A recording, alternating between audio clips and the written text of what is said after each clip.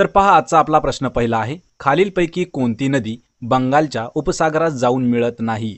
मित्रांनो, प्रश्नाचं उत्तर येत असेल तर 3 ते 5 सेकंदामध्ये कमेंट करून प्रश्नाचं उत्तर देऊ शकता. म्हणजे एक प्रकारे आपलं रिव्हिजन आणि मॉक टेस्ट देखील लगेच होऊन जाईल.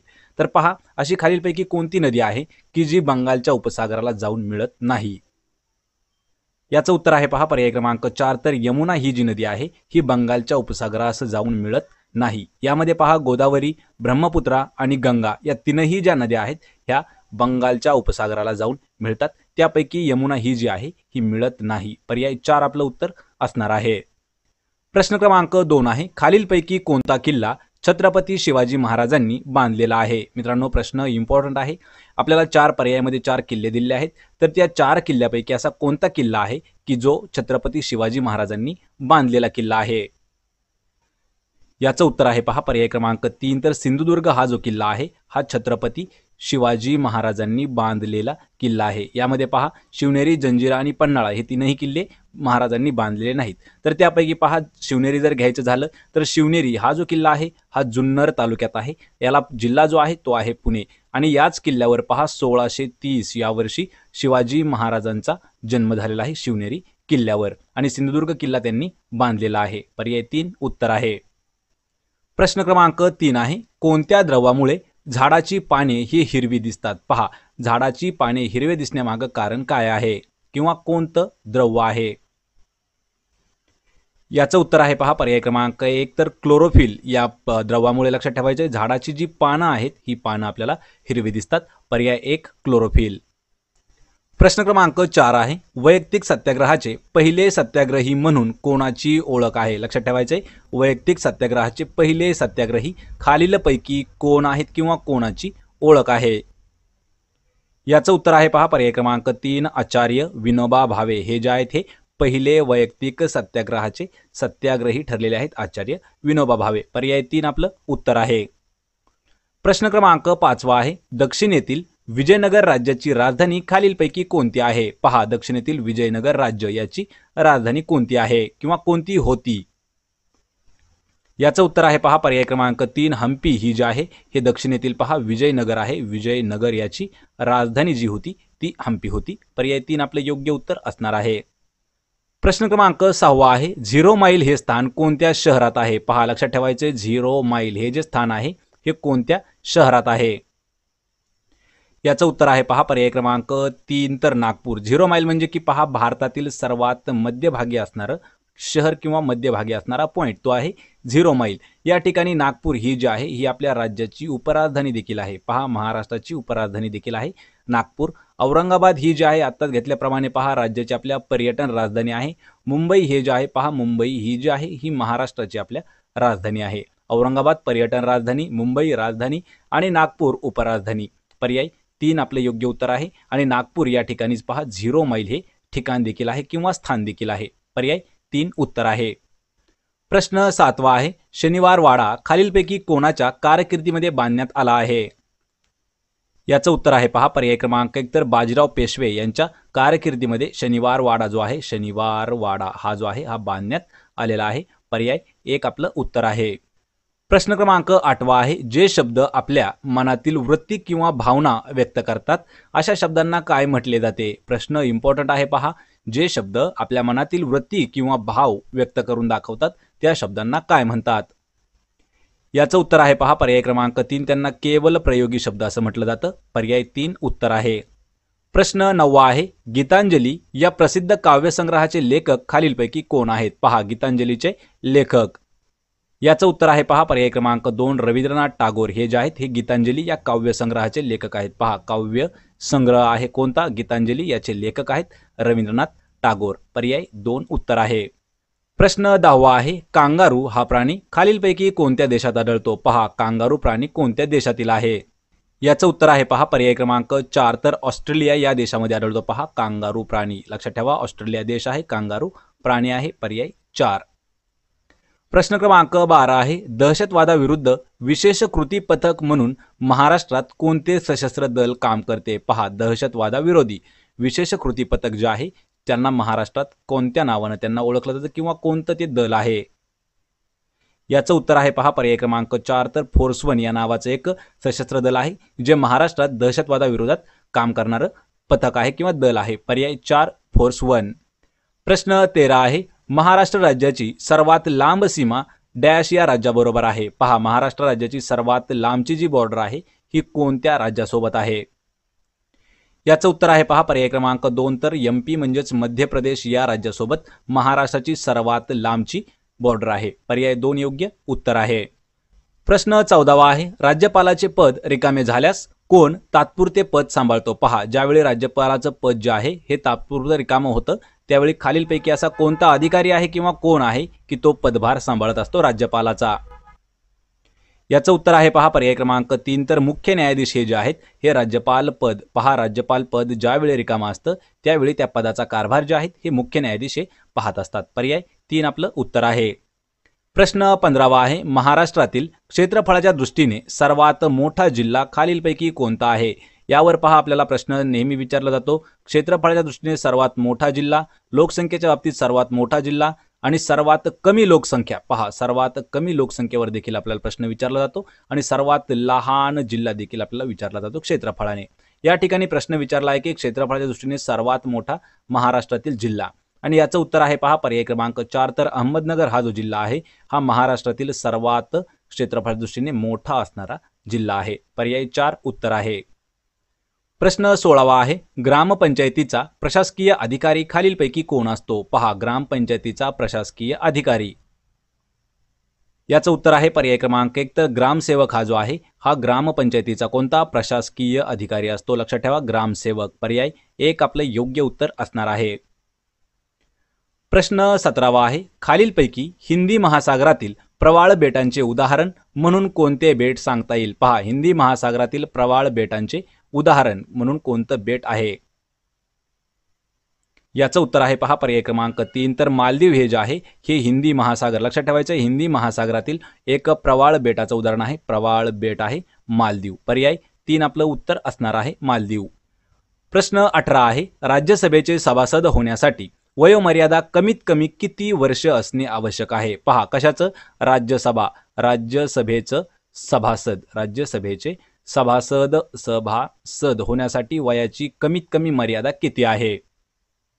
याचं उत्तर आहे पर्याय क्रमांक 4 तर कमीत कमी पहा 30 वर्ष वय असणं आपलं आवश्यक आहे. कशासाठी तर राज्यसभेचा आपल्याला सभासद होण्यासाठी वयाची अट आहे कमीत कमी. पहा कमीत कमी किती 30 वर्ष एवढं. पर्याय 4 उत्तर आहे.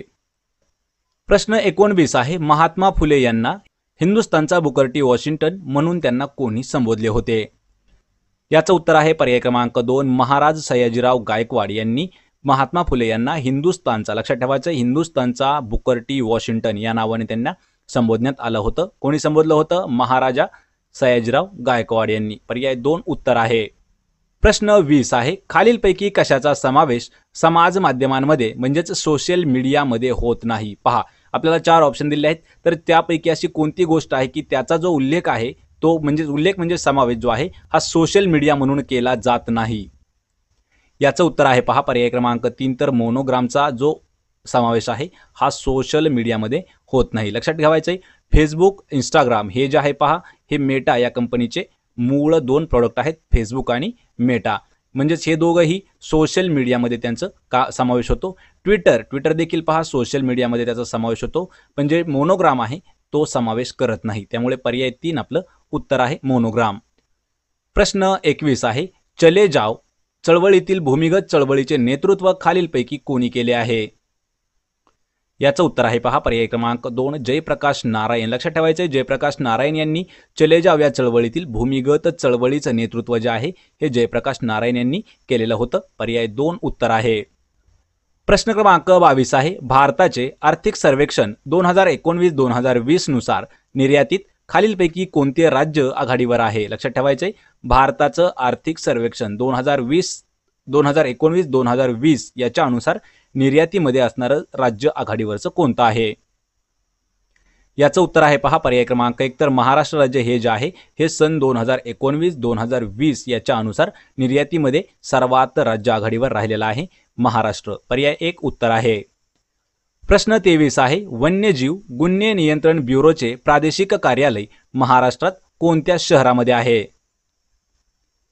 याचं उत्तर आहे पहा पर्याय क्रमांक 3 तर मुंबई या शहरामध्ये वन्यजीव गुन्हे नियंत्रण ब्युरोचं प्रादेशिक कार्यालय, लक्षात ठेवायचे प्रादेशिक कार्यालय कोणत्या शहरात आहे तर मुंबई यामध्ये आहे. पर्याय 3 उत्तर असणार आहे. प्रश्न 24 आहे, पुणे पोलिसांचा बडी कॉप, लक्षात ठेवायचे बडी कॉप हा जो प्रकल्प आहे किंवा उपक्रम आहे हा कोणाकरिता राबवण्यात येत आहे? लक्षात ठेवायचे बडी कॉप हा जो उपक्रम आहे हा जो आहे लक्षात घ्यायचा कोणाचा आहे? पुणे पोलिसांचा. हा कोणासाठी राबवण्यात येतो? याचं उत्तर आहे पहा पर्याय क्रमांक 2 तर नोकरपेशा महिलांसाठी पुणेमध्ये लक्षात ठेवायचे बडी कॉप या नावाचा एक उपक्रम राबवला जातो. पर्याय 2. या व्हिडिओचा मित्रांनो आपला शेवटचा प्रश्न आहे प्रश्न 25. केंद्रीय कुटुंब कल्याण मंत्रालयाने सुरू केलेले मिशन संपर्क हे अभियान कोणत्या रोगाशी निगडित आहे? लक्षात ठेवायचे मित्रांनो यावर आपल्याला प्रश्न विचारण्यात आलेला आहे. मिशन संपर्क हा जो अभियान आहे हा कोणत्या रोगाशी संबंधित आहे? याचं उत्तर आहे पहा पर्याय क्रमांक 3 तर एड्स या रोगाशी संबंधित आहे मिशन संपर्क. यावर मित्रांनो प्रश्न आपल्याला असा विचारण्यात आला होता की मिशन संपर्क हे जे अभियान आहे हे कोणत्या मंत्रालयाने सुरू केलेलं आहे? लक्षात ठेवायचे केंद्रीय कुटुंब कल्याण मंत्रालयाद्वारे सुरू करण्यात आलेलं मिशन संपर्क हे जे अभियान आहे हे एड्स या रोगाशी संबंधित आहे किंवा निगडित येतं. पर्याय 3 आपलं उत्तर आहे. तर आजचा आपला प्रश्न पहिला आहे, खालीलपैकी कोणता दिवस जागतिक योग दिन म्हणून साजरा केला जातो? पहा जागतिक योग दिन म्हणून कोणता दिवस साजरा केला जातो? मित्रांनो प्रश्नाचं उत्तर जर येत असेल तर 3 ते 5 सेकंदामध्ये कमेंट करून प्रश्नाचं उत्तर द्यायचं आहे. याचं उत्तर आहे पहा पर्याय क्रमांक 1 तर 21 जून. लक्षात ठेवायचे 21 जून हा जो दिवस आहे हा जागतिक योग दिन म्हणून साजरा करण्यात येत आहे. पर्याय 1 आपले योग्य उत्तर आहे. प्रश्न क्रमांक 2 आहे, खालीलपैकी कोणत्या व्यक्तीला मध्य प्रदेश शासनातर्फे दिला जाणारा 2020 या वर्षीचा तानसेन पुरस्कार देण्यात आलेला आहे? मित्रांनो हा जो प्रश्न आहे पहा करंट अफेअर्सवर महत्त्वाचा प्रश्न आहे. तर खालीलपैकी अशी कोणती व्यक्ती आहे की त्यांना मध्य प्रदेश शासनातर्फे देण्यात येणारा जो तानसेन पुरस्कार आहे हा 2020चा त्यांना प्रदान करण्यात आलेला आहे? याचं उत्तर आहे पहा पर्याय क्रमांक 3 तर सतीश व्यास. लक्षात ठेवायचे सतीश व्यास यांना 2020चा कोणता आहे पुरस्कार? तानसेन पुरस्कार. आणि हा जो पुरस्कार आहे पहा हा मध्य प्रदेश शासनाद्वारे दिला जातो. मध्य प्रदेशची राजधानी काय आहे पहा? मध्य प्रदेशची राजधानी आहे भोपाळ. पर्याय 3 आपले योग्य उत्तर आहे सतीश व्यास. प्रश्न क्रमांक 3 आहे, ICC महिला 2020 वर्ल्ड कप स्पर्धा 2020 ची खालीलपैकी कोणत्या देशाने जिंकली आहे? पहा मित्रांनो ICC वुमेन 2020 वर्ल्ड कप ही जी स्पर्धा आहे 2020 साली झाली तर ही कोणत्या देशाने किंवा कोणत्या संघाने जिंकली आहे?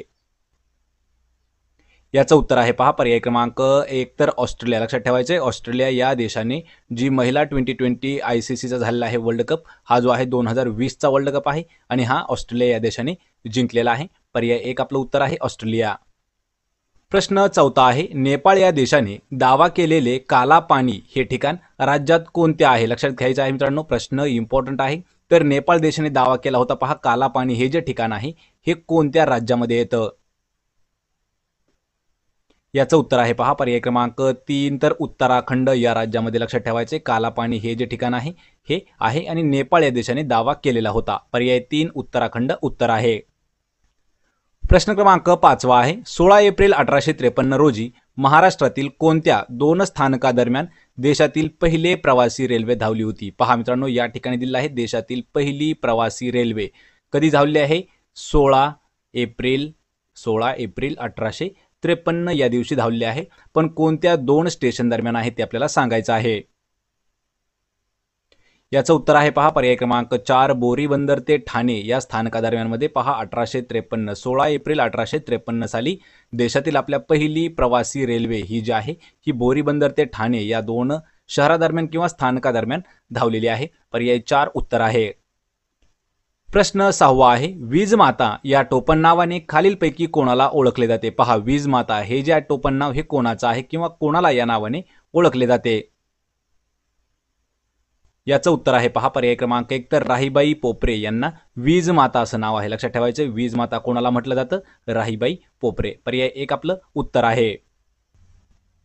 प्रश्न 7वा आहे, गोवा हे राज्य पोर्तुगीजांच्या ताब्यातून कोणत्या वर्षी मुक्त करण्यात आलेले आहे? पहा मित्रांनो, महत्त्वाचा प्रश्न आहे. गोवा हे जे राज्य आहे हे पोर्तुगीजांच्या ताब्यात असणारं एक राज्य होतं. तर ते खालीलपैकी कोणत्या वर्षी त्यांच्याकडून घेण्यात आलं आहे किंवा ताब्यातून त्यांच्या मुक्त केलं आहे?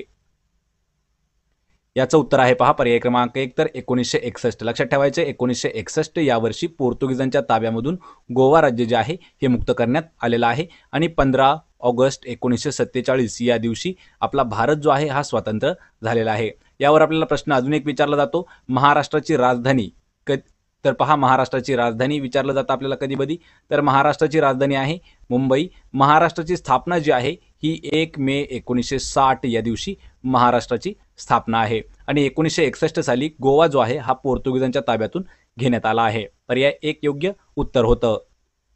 प्रश्न 8वा आहे, जून 1984 मध्ये कोणत्या मोहिमेअंतर्गत भारतीय लष्कराने पंजाबमधील अमृतसर येथील सुवर्ण मंदिरातील अतिरेक्यांचा बिमोड केला होता?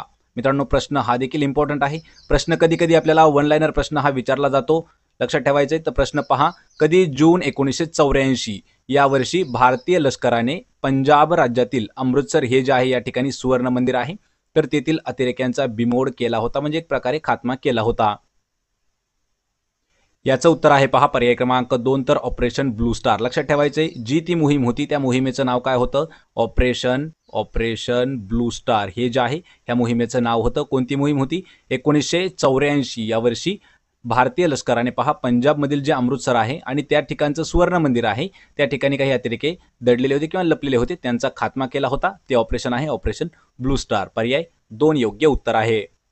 प्रश्न 9वा आहे, अटलांटिक महासागर पार करून भारताकडे जाण्याचा प्रयत्न करताना अमेरिका खंडाचा शोध कोणी लावला आहे? यावरही प्रश्न आपल्याला एकदम सिंपल विचारला जातो. अमेरिका या खंडाचा शोध कोणी लावला असा आपल्याला प्रश्न विचारला जातो.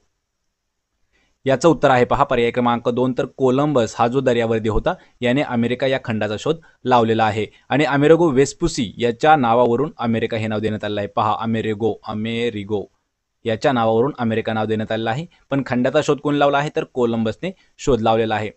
पर्याय 2 आपलं उत्तर असणार आहे. प्रश्न 10वा आहे, महाराष्ट्र शासनाने कोणत्या साली औरंगाबाद जिल्ह्याला महाराष्ट्राची पर्यटन राजधानी म्हणून दर्जा बहाल केला आहे? यावर आपल्याला मित्रांनो 2 प्रकारे प्रश्न विचारला जातो. या ठिकाणी एक प्रश्न आपल्याला असा विचारला होता की महाराष्ट्र राज्याची पर्यटन राजधानी कोणती आहे? पहा महाराष्ट्राची आपल्या पर्यटन राजधानी जी आहे हे औरंगाबाद ठरलेलं आहे. लक्षात ठेवायचे औरंगाबाद आहे. महाराष्ट्राची जर आपल्याला फक्त राजधानी विचारलं तर महाराष्ट्राची राजधानी आहे पहा मुंबई. पण या ठिकाणी प्रश्न आहे की जी महाराष्ट्राने म्हणजे महाराष्ट्र राज्याची पर्यटन राजधानी औरंगाबाद आहे ही कोणत्या वर्षी पर्यटन राजधानी आहे म्हणून त्याला दर्जा कोणत्या वर्षी दिला आहे? याचं उत्तर आहे पर्याय क्रमांक 1 तर 2010. लक्षात ठेवा 2010 या साली महाराष्ट्राची पर्यटन राजधानी म्हणून औरंगाबाद हे जे शहर आहे याला दर्जा देण्यात आला आहे 2010 साली. पर्याय 1 आपलं उत्तर आहे. प्रश्न 11वा आहे, कोणत्या जिल्ह्यात सातपुडा पर्वताच्या रांगांना तोरणमाळचे पठार म्हणून ओळखले जाते? पहा खालीलपैकी असा कोणता जिल्हा आहे की कोणत्या जिल्ह्याला किंवा कोणत्या जिल्ह्यात सातपुडा पर्वत जे आहेत त्यांच्या रांगा त्याला तोरणमाळचे पठार या नावाने देखील संबोधलं जातं? याचं उत्तर आहे पर्याय क्रमांक 4 तर नंदुरबार. लक्षात ठेवायचे नंदुरबार जिल्ह्यामध्ये सातपुडा पर्वत रांगा ज्या आहेत त्यांना तोरणमाळचे पठार देखील म्हणून ओळखलं जातं. आणि महाराष्ट्रातील सर्वात कमी साक्षर पहा सर्वात कमी साक्षर जिल्हा जो आहे तो देखील नंदुरबार आहे. लक्षात ठेवायचे सर्वात कमी साक्षर जिल्हा कोणता आहे? नंदुरबार. आणि सर्वात जास्त जो साक्षर विचारला तर सर्वात जास्त म्हणजे शिकलेला आहे सिंधुदुर्ग हा जिल्हा. पर्याय 4 आपलं उत्तर आहे. प्रश्न क्रमांक 12 आहे, भारतात लिंग गुणोत्तर निश्चित करताना किती पुरुषांमागे स्त्रियांची संख्या मोजली जाते? यावर आपल्याला सूत्र देखील आहे मित्रांनो. महत्त्वाचा प्रश्न आहे, भारतामध्ये लिंग गुणोत्तर निश्चित करताना किती पुरुषांमागे? पहा 1000 पुरुषांमागे स्त्रियांची संख्या आहे ती मोजली जाते. लक्षात ठेवायचे जर 1000 असेल तर ज्या महिला असतील त्या या ठिकाणी लिहिल्या जातात, म्हणजेच त्यांचं हजारास किती? हजारास 925 आपण उदाहरणावरून घेणार आहोत. असं होतं म्हणजे पुरुष 1000 त्यामागे महिला 925 म्हणजेच 1000 हे योग्य उत्तर असणार आहे. पर्याय 3. प्रश्न 13 आहे, उलट्या टोपड्याच्या आकाराच्या एस्किमोच्या घराला काय म्हटले जाते? पहा उलट्या टोपड्या म्हणजे उलट्या अशा टोपड्या असतात या प्रकारे काही घरं असतात तर त्या घरांना काय म्हटलं जातं? एस्किमोचे घरं असतात त्याला काय म्हणतात? याचं उत्तर आहे पहा पर्याय क्रमांक 1 त्याला इग्लू हाऊस किंवा इग्लू घर असं म्हटलं जातं. पर्याय 1 उत्तर आहे. प्रश्न क्रमांक 14 आहे, सूर्य क्षितिजाच्या थोड्या खाली असताना देखील आपल्याला तो दिसतो, याचं कारण काय आहे? पहा, सूर्य जो आहे हा क्षितिजाच्या थोडा जरी खाली असताना आपल्याला दिसत असतो, त्याचं आपल्याला कारण सांगायचं आहे. याचं उत्तर आहे पहा पर्याय क्रमांक 2, प्रकाशाचं अपवर्तन होत असतं, त्यामुळेच सूर्य जो आहे हा क्षितिजाच्या थोडा खाली जरी गेला तरी आपल्याला दिसून येतो. पर्याय 2 योग्य उत्तर आहे. मित्रांनो, हा जो प्रश्न आहे हा प्रश्न थोडासा इम्पॉर्टंट प्रश्न आहे, कारण हा प्रश्न आपल्याला विचारला होता. पहा, आरोग्य विभागासाठी प्रश्न विचारण्यात आला होता. हाच प्रश्न आपल्याला पोलीस भरतीसाठी सुद्धा विचारण्यात आला होता. हाच प्रश्न आपल्याला तलाठी भरतीसाठी सुद्धा विचारण्यात आलेला होता. त्यामुळे प्रश्न थोडासा इम्पॉर्टंट आहे. प्रश्न क्रमांक 15 आहे, खालीलपैकी कोणत्या आर्थिक साधनांचा निर्देश प्लास्टिक मनी म्हणून केला जातो? पहा, खालीलपैकी असं कोणतं आर्थिक साधन आहे की त्याचा निर्देश जो आहे त्याला प्लास्टिक मनी म्हणून वापरला जातो किंवा प्लास्टिक मनी त्याचा उल्लेख करण्यात येतो? याचं उत्तर आहे पहा पर्याय क्रमांक 2, तर क्रेडिट कार्डला लक्षात ठेवायचे प्लास्टिक मनी. लक्षात ठेवा, महत्त्वाचा प्रश्न आहे. क्रेडिट कार्डला प्लास्टिक मनी या नावाने देखील ओळखलं जातं. पर्याय 2, प्लास्टिक मनी क्रेडिट कार्ड. प्रश्न क्रमांक 16 आहे, लोकसंख्येच्या घनतेचा विचार करता डॅश असे म्हणणे संयुक्तिक ठरेल. डॅश हे सर्वात विरळ लोकसंख्येचे राज्य आहे. या ठिकाणी मित्रांनो प्रश्न थोडासा आपल्याला कन्फ्यूज करणार आहे. तर प्रश्न असा विचारला आहे की सर्वात विरळ लोकसंख्येचे राज्य कोणते आहे? साधा साधा प्रश्न आहे. आपल्याला प्रश्नाचं उत्तर मित्रांनो यायला पाहिजे. कमेंट करून उत्तर देत राहा. याचं उत्तर आहे पहा पर्याय क्रमांक 3, तर अरुणाचल प्रदेश हे जे राज्य आहे हे सर्वात विरळ लोकसंख्येचं राज्य आहे. अरुणाचल प्रदेश राज्याची राजधानी आहे पहा इटानगर. अरुणाचल प्रदेशवर एक प्रश्न आपल्याला असाही विचारला जातो की अरुणाचल प्रदेशचं जुनं नाव काय आहे? पहा, तर अरुणाचल प्रदेशचं नेफा हे जे आहे हे जुनं नाव आहे. राजधानी आहे याची इटानगर आणि सर्वात विरळ लोकसंख्येचं राज्य देखील अरुणाचल प्रदेश आहे. पर्याय 3 उत्तर असणार आहे. प्रश्न 17 आहे, आधुनिक भारताचे जनक, प्रबोधनाचे अग्रदूत या शब्दात खालीलपैकी कोणत्या समाजसुधारकाचा गौरव करण्यात आला आहे किंवा केला जातो? आधुनिक भारताचे जनक असे लक्षात ठेवायचे. याचं उत्तर आहे पहा पर्याय क्रमांक 1, तर राजा राममोहन राय यांचा लक्षात ठेवायचं काय नावाने आहे? आधुनिक भारताचे जनक आणि प्रबोधनाचे अग्रदूत या नावाने देखील त्यांची ओळख आहे किंवा या नावाशी त्यांचा संबंध आहे. राजा राममोहन राय. पर्याय 1. प्रश्न 18 आहे, महाराष्ट्रात 26 जून ही छत्रपती शाहू महाराजांची जयंती काय म्हणून साजरी केली जाते? यामध्ये पहा आपल्याला 2 प्रश्न आणि उत्तर मिळाले आहेत. एक ठिकाणी प्रश्न आहे की छत्रपती शाहू महाराज यांची जयंती, तर जयंती कधी असते? पहा 26 जून या दिवशी शाहू महाराजांची जयंती असते. पण महाराष्ट्रामध्ये ही जयंती काय नावाने किंवा कशाने साजरी केली जाते? याचं उत्तर आहे पहा पर्याय क्रमांक 2, सामाजिक न्याय दिन. लक्षात ठेवायचे 26 जून ही जी तारीख आहे किंवा हा जो दिवस आहे हा सामाजिक न्याय दिन म्हणून साजरा केला जातो. का केला जातो? त्या दिवशी छत्रपती शाहू महाराजांची जयंती असते आणि त्यांचा हा दिवस सामाजिक न्याय दिन म्हणून साजरा केला जातो. पर्याय 2 उत्तर आहे. प्रश्न 19 आहे, ग्रामगीता लिहिणारे राष्ट्रसंत तुकडोजी महाराज यांचे खरे नाव काय आहे? या ठिकाणी मित्रांनो आपल्याला 2 संतांची नावं विचारली जातात. एक राष्ट्रसंत तुकडोजी महाराज आणि दुसरे म्हणजे पहा गाडगे बाबा. गाडगे बाबा किंवा गाडगे महाराज अशा दोघांचीही आपल्याला पूर्ण नावे विचारली जातात. तर त्यामध्ये पहा राष्ट्रसंत तुकडोजी महाराजांचं खरं नाव काय आहे? पर्याय क्रमांक 2, माणिक बंडोजी इंगळे हे जे आहे हे तुकडोजी महाराज. लक्षात ठेवायचे तुकडोजी महाराज यांचं खरं नाव आहे किंवा पूर्ण नाव आहे तुकडोजी महाराज. आणि गाडगे बाबांचं काय आहे? डेबूजी झिंगराजी जानोरकर हे जे आहे हे गाडगे बाबा यांचं पूर्ण नाव आहे. तुकडोजी महाराजांचं नाव माणिक बंडोजी इंगळे. पर्याय 2 उत्तर आहे. प्रश्न 20 आहे, भारतात 1953 साली भारतावर भाषावार राज्य पुनर्रचना आयोग खालीलपैकी कोणाच्या अध्यक्षतेखाली नेमण्यात आला होता? पहा 1953 या वर्षी आपल्या भारतामध्ये भाषावार राज्य पुनर्रचना आयोग जो आहे हा नेमण्यात आला होता. तर तो कोणाच्या अध्यक्षतेखाली? आणि याचं उत्तर आहे पर्याय क्रमांक 1, फाजल अली यांच्या अध्यक्षतेखाली 1953 या वर्षी भारतामध्ये भाषावार राज्य पुनर्रचना आयोगाची स्थापना करण्यात आली होती. अध्यक्ष कोण होते? फाजल अली. पर्याय 1 उत्तर आहे. प्रश्न क्रमांक 21 आहे, 1861च्या कायद्यानुसार भारतातील खालील ठिकाणी उच्च न्यायालयाची स्थापना करण्यात आली होती. पहा कोणता कायदा आहे? 1861चा कायदा आहे. या कायद्यानुसार खालीलपैकी कोणत्या ठिकाणी उच्च न्यायालयाची स्थापना जी आहे ही करण्यात आली होती? याचं उत्तर आहे पहा पर्याय क्रमांक 1, मुंबई, मद्रास आणि कोलकाता या ठिकाणी उच्च न्यायालय जे आहे या ठिकाणी 1861च्या कायद्यानुसार स्थापन करण्यात आले होते. मुंबई, मद्रास आणि कोलकाता आपलं योग्य उत्तर असणार आहे. प्रश्न क्रमांक 22 आहे, खालीलपैकी कोणाला भारतातील आर्थिक विकेंद्रीकरणाचा जनक म्हणून ओळखले जाते? मित्रांनो, प्रश्न सर्वात महत्त्वाचा आहे आणि इतिहासातील इम्पॉर्टंट क्वेश्चन आहे, लक्षात ठेवायचे. हा प्रश्न आपल्याला पोलीस भरतीमध्ये विचारण्यात आलेला आहे. हा प्रश्न आपल्याला 1 वर्षी तलाठी भरती सुद्धा विचारण्यात आला होता आणि हाच प्रश्न आपल्याला झेडपी एक्झाममध्ये सुद्धा विचारण्यात आला होता. भारतातील आर्थिक विकेंद्रीकरणाचा जनक म्हणून कोणाची ओळख आहे? याचं उत्तर आहे पहा पर्याय क्रमांक 4, तर लॉर्ड मेयो यांची ओळख आहे पहा भारताचा आर्थिक विकेंद्रीकरणाचा जनक. पर्याय 4 योग्य उत्तर आहे. प्रश्न 23 आहे, बनारस हिंदू विश्वविद्यापीठाची स्थापना कोणाच्या पुढाकाराने झालेली आहे? पहा, कोणतं विद्यापीठ आहे? बनारस हिंदू विश्वविद्यापीठ. याची स्थापना कोणाच्या पुढाकाराने झाली? याचं उत्तर आहे पहा पर्याय क्रमांक 4, पंडित मदन मोहन मालवीय यांच्या नेतृत्वात किंवा यांच्या पुढाकारामध्ये बनारस हिंदू विश्वविद्यापीठ याची स्थापना पंडित मदन मोहन मालवीय यांच्याद्वारे करण्यात आली आहे. पर्याय 4 उत्तर आहे.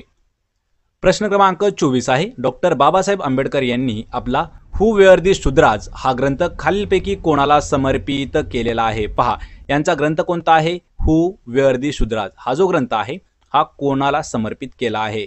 ग्रंथ लक्षात ठेवायचे कोणाचा आहे? डॉक्टर बाबासाहेब आंबेडकर यांचा. याचं उत्तर आहे पर्याय क्रमांक 1, महात्मा ज्योतिराव फुले किंवा महात्मा फुले यांना हा डॉक्टर बाबासाहेब आंबेडकरांनी हू वेअर दी शूद्राज हा त्यांचा जो ग्रंथ आहे हा समर्पित केलेला आहे. पर्याय 1 महात्मा फुले. या व्हिडिओचा मित्रांनो आपला शेवटचा प्रश्न आहे, प्रश्न क्रमांक 25. भारतीय इतिहासाच्या दृष्टीने महत्त्वाच्या असलेल्या प्लासीची लढाई आणि बक्सरची लढाई या 2 लढाया खालीलपैकी अनुक्रमे कोणत्या वर्षी झालेल्या आहेत? या ठिकाणी एक म्हणजे आपल्याला प्रश्न असा विचारला आहे की पहा प्लासीची लढाई आणि दुसरी जी आहे ती आहे पहा बक्सरची लढाई. तर ह्या ज्या लढाया आहेत ह्या कोणत्या वर्षी झालेल्या आहेत? याचं उत्तर आहे पहा पर्याय क्रमांक 2, 1757 ते 1764. लक्षात घ्यायचं मित्रांनो, कधी कधी प्लासीची जी लढाई आहे ही 1757 या वर्षी झालेली आहे आणि 1764 या वर्षी पहा 1764 या वर्षी बक्सरची लढाई देखील झालेली आहे. या ठिकाणी विचारलंय की आपल्याला अनुक्रमे म्हणजे प्लासीची लढाई या ठिकाणी आपल्याला सर्वात आधी येईल आणि त्यानंतर येईल बक्सरची लढाई. पर्याय क्रमांक 2 आपले योग्य उत्तर असणार आहे.